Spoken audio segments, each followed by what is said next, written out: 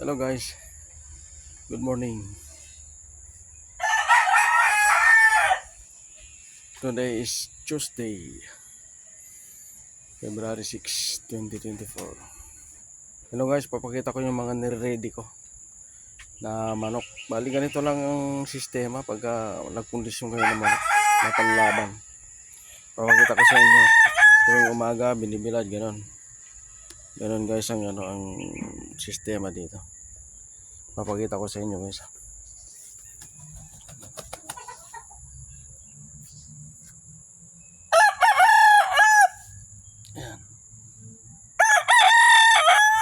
Dalawa yan guys, bulik saka talisay. Tuwing umaga yan, bibilad. Kahit mga isang oras o kaya 30 minutes to 1 hour lang. Tapos vitamins, ganon. Every other day lang ang vitamins. Ganon lang guys. Bulik saka talisay. Ganon lang guys ang sabong. Wag yung gawing drug addict ang manok ninyo, kung ano-ano mga sinusubo. Iba-ibang klase. Vitamins lang sa pagkain. Number 1 diyan yung pagkain. Pagkain guys na tapos brother day lang na vitamins. Yan guys. Kay paring sir na yan, pinakondisyon niya. 3 years na yan. Tapos ito naman bulik. Ito? Isang taon lang to, Bolstag to. 13 months. Pero pwede na ito. Kung nakarang kasi, yung isang talisahin ko, nagpang-abot sila dun sa isang pula ko, kaya namatay. Wala na pabayaan yung misis ko eh. Hindi niya nabantayan. Ganun lang guys Pagka arawan sila, yun na importante dyan para mawala yung mga sapula. Masarap ang sabong guys, nakakawala ng stress, lalo sa breeding. Manok kayo kung gusto niyo, business to, hindi naman gambling to, pwede yung pagkakitaan to.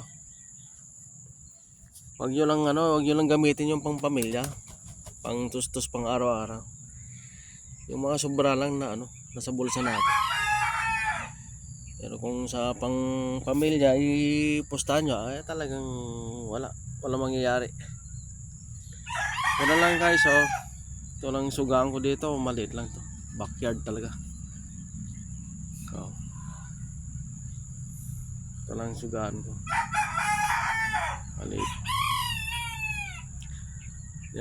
Yan lang, pagkadating ko suga ko na. Pagkatapos maya pasok ko naman uli, pahinga naman ako. Ganun lang yun, pasok uwi, tapos kunting alaga ng manok. Ganun lang yun. Masarap ang buhay pag ganun. Ang manok kasi nakakawala na stress eh. Yun nga guys, muli. Sana panoorin nyo lagi yung mga video ko. Dito lang tayo sa Sabong Swerte TV ni Kuya George. Subscribe nyo guys, para mantabayan nyo lagi ng mga video ko. Yung mga tips na kailangan sa sabong, bibigay ko sa inyo, share ko dyan. Lalo na yung mga kapang mahilig sa manok, mga small time breeder tulad ko. Abangan nyo na yung sa pagtatari. Yan ang pinaka-importante sa lahat. Tuturo ko na, ibibideo ko yun, makikita nyo. Panoorin nyo umpisa hanggang sa matapos. Yan ang tip ko sa inyo, lalo sa mga mahilig na manok. Yan ang tip ko sa inyo. Yan ang pinakauna priority na pag-aralan ninyo bago yung conditioning, breeding. Yung pagtatari lang muna, kasi dyan ang buhay ng ng larong cockfighting. Tari, 80% sa tari. Yung swerte 10%, yung condition nun 10% lang yan. Mas kayo, mas focus kayo sa pagtatari. Yan ang mga manok ko. Mga lang yan, B-complex lang yan, saka prutas, saging. Sa pagkain, kung ano yung pagkain nila maintenance, ganoon na rin sa ipapakain nyo sa ano, sa pagkukondisyon ninyo. Ang mababago lang dun yung 3 days sa before the fight, yung i-carbo loading sinasabi. Mais lang ako guys, yung mais, yung yellow corn, yung magandang klase na mais ha, yellow corn. Yun lang ang ano, yun lang ang ikakarbold ko, hindi yung kung ano-ano pa na mga mixture. Malilito lang kayo dyan. Pinagkukuhanan lang ano ng carbo, pinakamaganda para sa akin, experience ko mais. Kahit yung mga ibang big time dyan, mais talagang ginagamit nila, hindi yung kung ano-ano. Sa akin guys, simple lang, simple lang, simple lang yung pag ano ko, pag kuhan ko. Pagka makita sa video, napakasimple, napakadali lahat. Easy way ako. Hindi yung pahirapan mo pa, pag-iisipin mo pa yung mga nanonood. Guys, ano to disclaimer lang disclaimer. No animals were harmed during the making of this video. Ganun lang guys ang ano, ang kuan ko. Disclaimer lang po, disclaimer. Pag makursunadaan yung mga video ko, paki ano na lang po, paki subscribe na lang po, no? Like and share na lang. Kung sino yung mga mahilig sa sabong, lalo na sa ano, pagtatari. Kung gusto niyo yung aktual, punta lang kayo dito sa akin. Walang problema, dito lang ako nakatira sa Makamot, Binangonan, Rizal. Ganun lang guys. Masarap ang mga ano, ang manok. Pag-alaga naman, pampahaba ng buhay ito. Ayan si Bole. Dito, pasalamat ako at may space pa ako ng konti dito sa harap. Sinusugaan ko, sariwang. Tinatamnan ng ano to, ng palay. May tanim akong malunggay. Yan Tapos yan, yung saging, may bayabas din ako. Yan, may mga sili rin ako, oregano, sili, ang daming bunga yung sili ko. Yan. Yan ako nakatira. Maliit na bahay. Yan. May mga manok pa ako dun sa loob. Yan, may aso rin ako. Ayan, avocado, puno malaki na. Yun lang guys, simple lang buhay natin. Sabi nga sa English, easy sabong, easy way. Don't make complicated kasi mahirap na yun.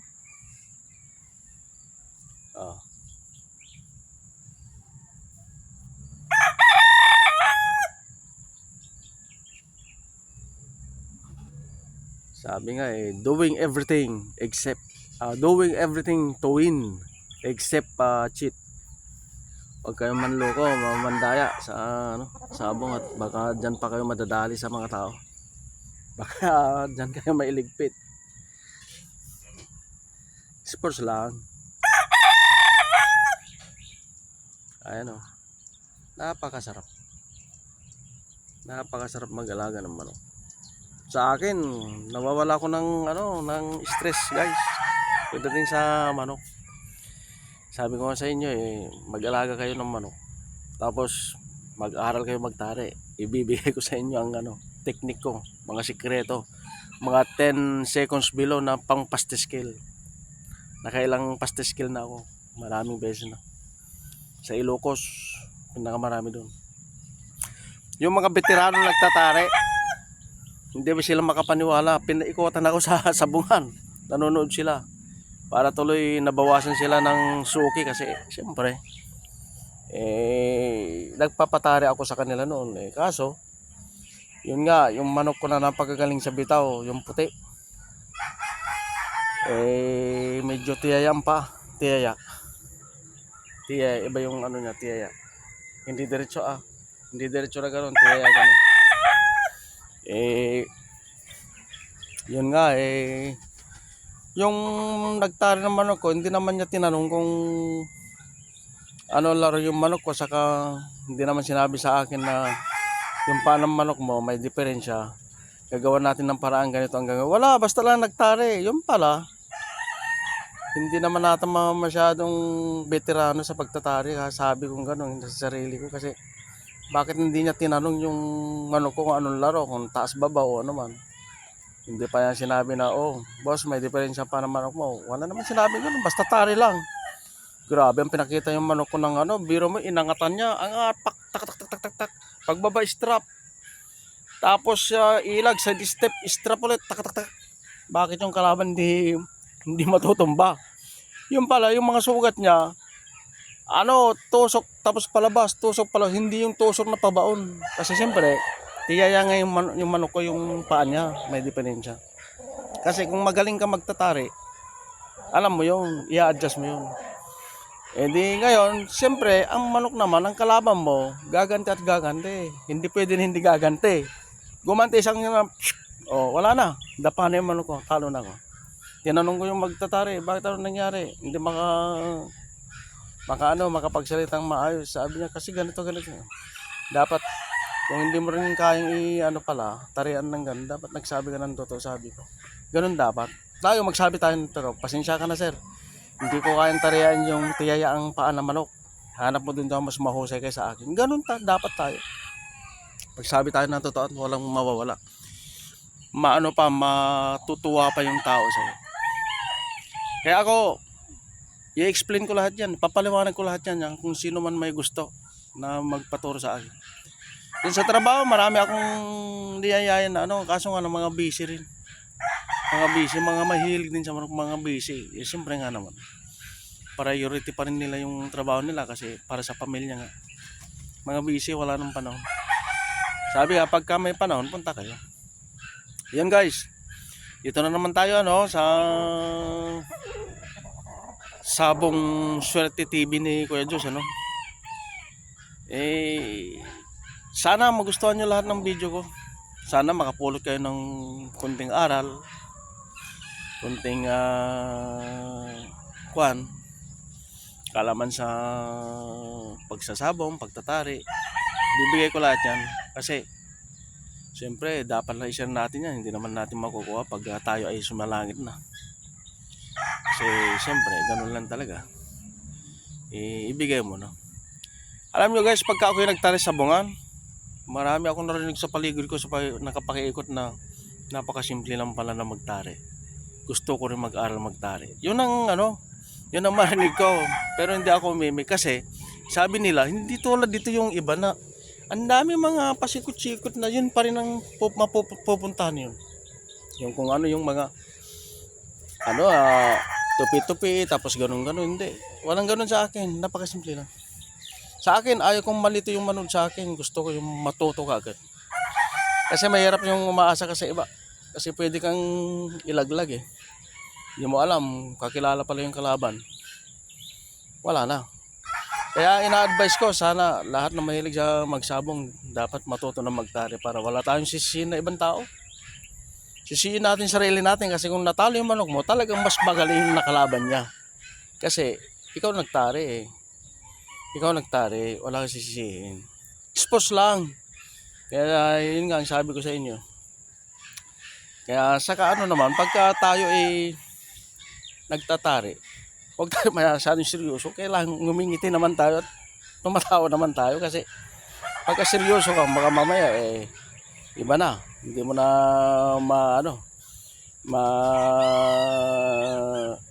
i-plaster maayos kasi yung pala ninenervyos ka na. Relax lang tayo. Relax. Di ba guys?